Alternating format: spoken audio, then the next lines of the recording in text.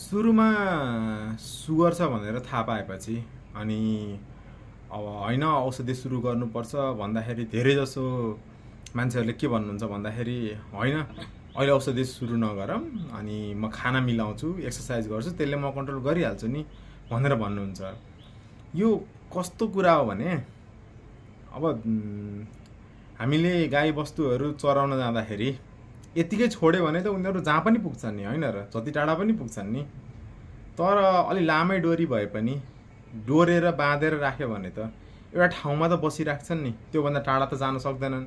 त्यस्तै हो कि सुगरको सुरुको औषधि सुरु गर्नु भनेको त्यसलाई लगाम लगाउनु हो कि 400 500 600मा गएर तपाईँको शरीरको जुन नर्मल काम गर्ने तरिका छ त्यो नै खराब भएर इमर्जेन्सीमा आएर अनि आइसियुमा भर्ना गरेर इन्सुलिन लाउन पर्ने अवस्था नआओस् भनेर त त्यति थोरै औषधिबाट चलाउनु सुरु गरेको होइन। तपाईँ त्यसमा डाइट मिलाउनुहोस्, एक्सर्साइज गर्नुहोस्, त्यो त गरिराख्नु नै पर्यो नि।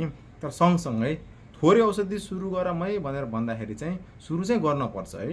यसले दीर्घकालीन रूपमा उत्पन्न हुने सबै समस्याहरूलाई यसले समाधान गर्न रोक्न सक्छ, भनौँ रोक्न सकिन्छ है त।